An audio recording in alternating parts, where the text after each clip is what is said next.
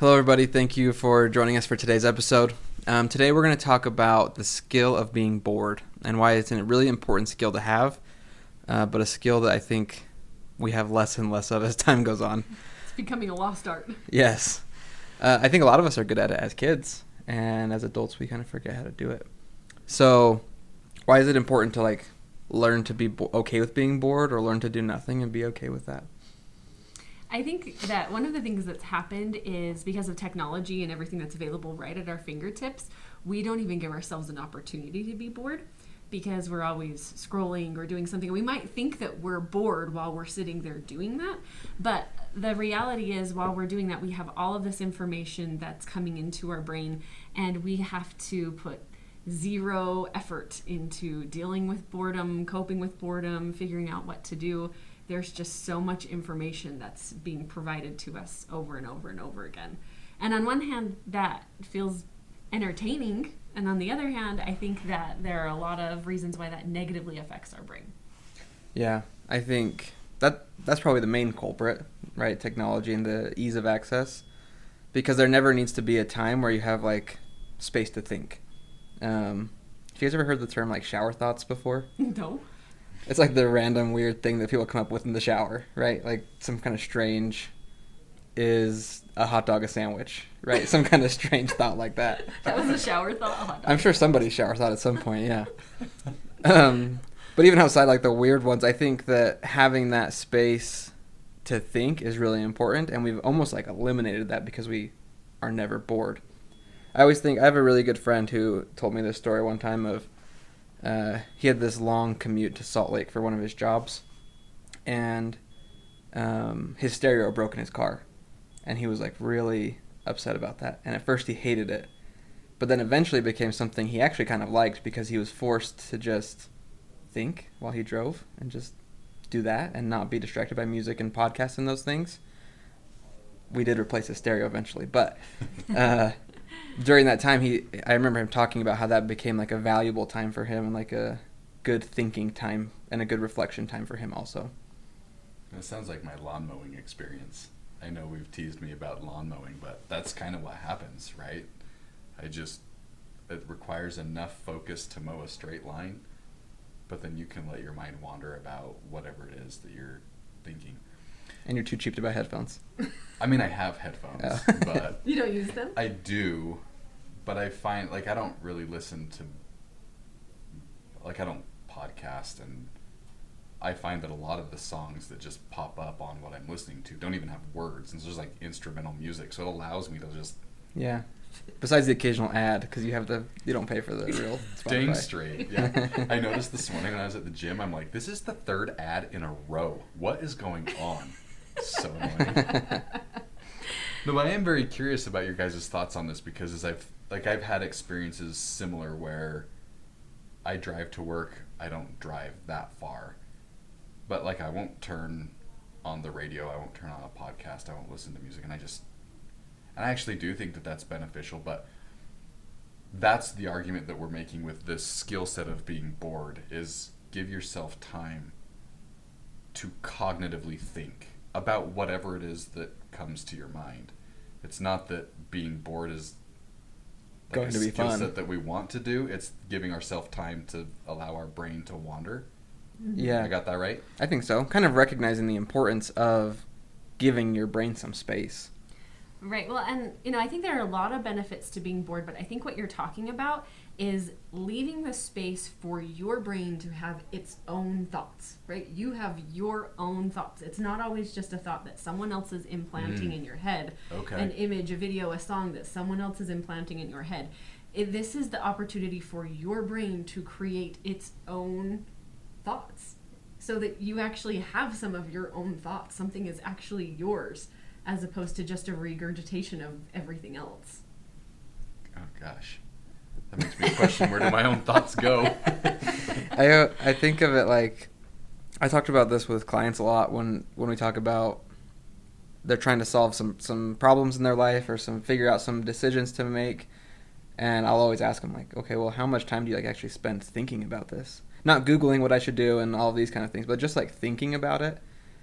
And I mean, I'm guilty of this as well. I don't know how much time I sit and spend just thinking, but I probably should do more. But how do you expect to solve your problems if you never give yourself time to think?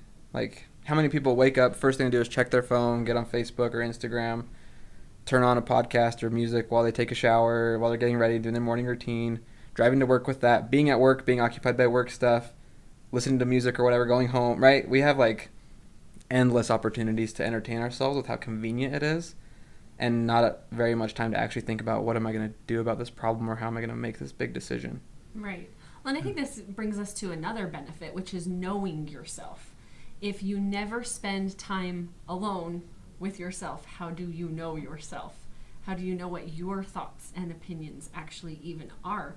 And so then if you're trying to make a decision, but you've never allowed yourself the space to sit and be bored and just be with yourself, then how do you know yourself? Yeah, it's a good question. I actually like that explanation. That makes a lot of sense, because I find, again, lack of social media on my part. I don't podcast, and so I do spend a lot of time with my own thoughts. So I guess no wonder you're so mentally well. No, that wasn't for that reason. I just sit down and I'm always contemplating how to pinch another penny. Right? I feel like I've come up with some pretty genius strategies, but that's a whole nother video. Okay, I get the idea of being the art of being bored, or the skill of being bored. I get that. That makes sense. What do you guys think about the skill of being bored and impulse control?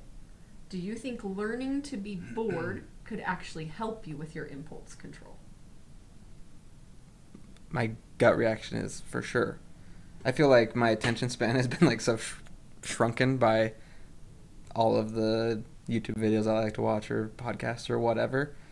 And then it becomes harder to have impulse control, because anytime I find myself bored or without some kind of stimulation, like, I feel like I need it so badly, like I'm going to go crazy. So it requires a lot of effort on my part to like not do that, which is, I guess, the definition of impulse control.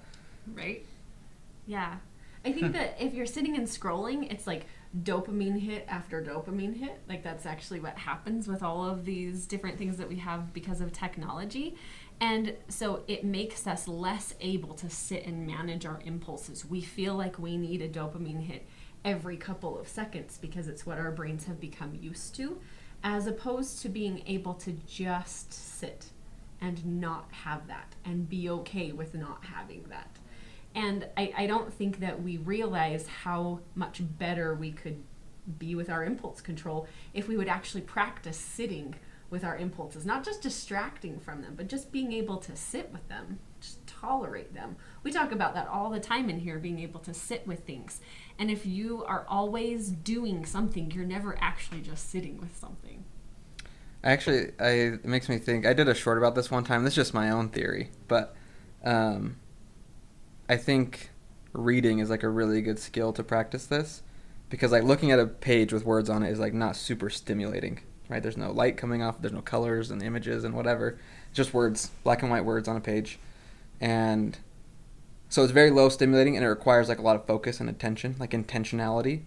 And so this is how I get myself to, like, when I find myself scrolling in bed, I'll be like, okay, I've got to stop doing this, and I've got to make sure I spend some amount of time reading before I go to bed. But I think there are things like that require a little bit of, I don't know, force of will, that are less stimulating, but that are really good for our brain to practice that. It's almost like exercising a muscle, or like stretching or something, like exercising your ability to focus. Yeah. Boredom makes your brain work. And this is something that we're just growing less and less accustomed to. And so letting yourself be bored means putting in more work. I used to find, because kids get bored all the time, right? And I know a lot of parents struggle with what do I do when my kids are bored? And one of the things that I used to do is when my kids would come tell me they were bored, I would tell them, oh, great, because I have a job for you to do, right? And so then I would just give them a task to do around the house. And it did initially, and I do think it helped, right? Because then they wouldn't come to me. Helps keep your house clean. Right. Well, they'd not come to me anymore and tell me they were bored. But I actually, as I look back, I think this was a real disservice to my kids, because I don't I don't need them to always have something to occupy their time. I need them to learn how to deal with boredom. As an adult, it's really important to have the skill of not being entertained every minute of your life. I don't know about you guys, but I'm not entertained every minute of my life. And I, since then, have tried to stop giving them things to do. When they get bored, I will tell them, oh, yep, I get bored sometimes too. You'll have to figure out what to do.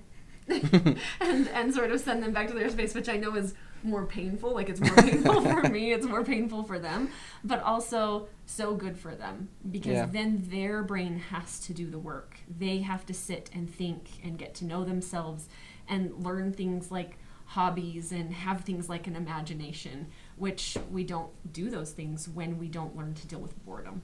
Yeah, it makes me think of, I worked for a lot of years through like high school, my early 20s in retail, and specifically in a shoe store, and we couldn't have our phones up front. And so like on a slow day, there's nothing to clean, everything's been kind of checked off the list, and you're just standing there for hours. It was miserable and I hated it, but like I imagine if I was better at being bored, that would have been a more tolerable situation. He starts to memorize the color pattern of each shoe. Yeah, but look at all that work his brain just did, right? I totally agree, yeah. I look at the clock at 10 o'clock and wait 5 minutes and it's like 10:01, that kind of feeling. Yeah. Yeah, no, I think this sounds like a great skill. As I'm listening to the two of you talk, I have like all of my own thoughts that run through my mind, and I find that apparently that's a really good thing, because they are my own thoughts, and then you get to learn more about yourself. So yeah. Well, and this is maybe like a little more philosophical, which is not necessarily my thing. Maybe Jaden will jump in here. But I think that some of this also lends to the idea of the difference between doing and being, right? If you're always doing something, you're never just being. And part of being a human being is supposed to be that you actually practice just existing. And when we fill all of our time and we don't allow any boredom, we don't let ourselves have some more of that space for being. We're always just doing. yeah, good point. Yeah, I agree with that. I think you run into, if you fill all of your time with things just for the sake of filling time, you never have the opportunity to explore, like even in your, like you said, in your thoughts of like who you are, but what things interest you and what things you're passionate about, what things you're curious about, and all of those things, you never get to explore that because you're too busy making sure you're not bored. Right. So if we could distill into an intervention, I would say, what is what I tell my clients is I tell them, give their brain some space, pick a time during the day that they are normally, whether it's listening to music or a podcast and they're getting ready, or driving to work, or watching a YouTube video while they eat dinner, like pick one of those times and like cut out the stimulation and just like dedicate some time to sitting, being, like you said. Right. I mean, I think you could do that through a formal practice like meditation. Sure. Or I really think you could do it just like you said, in any part of your day that you're usually having all of these distractions, things to keep you entertained. Just cut out the entertainment for a little bit. And it's going to be work. Just know that it's going to be work. Plan on it being work. But let yourself be bored. Practice being bored. Yeah. The thought that comes to my mind with this is it's a new skill set to learn. So it's not that you're doing nothing, it's not that you're being lazy. It's that you are learning another tool to put in your belt to make you a better version of you. And I feel like that's something, I was talking to a buddy of mine this morning, and he was like, okay, I finished the book that you gave me, now I'm ready for another one. And I'm like, would you slow down? I'm going to run out of book referrals for you, right? But the idea is, like, when I go home at night and I sit down with my little boy, reading See Spot Run is not the learning I need. I know how to read, arguably, right? But what I'm learning is to connect with a human being. What I'm learning is to put off my own needs for the needs of someone else. What I'm learning is how to sit down and just be. I mean, I guess I'm reading technically, right? But it's a skill set that Josh doesn't do very well, and so he's learning to become more well-rounded by just being present. And I think maybe that's the argument of how somebody like me would look at it, is the art of being bored isn't to purposefully be bored, but it's just another skill set that you can learn to round out being a well-rounded human being. Yeah. To accept the importance of it. Yeah, because it absolutely has a role. Yeah. Right? Okay. Well, thank you everybody for watching today. Please like and subscribe on your way out, and then turn it off and go do nothing for a little bit and think. And we'll see you on the next one. Thanks. See ya.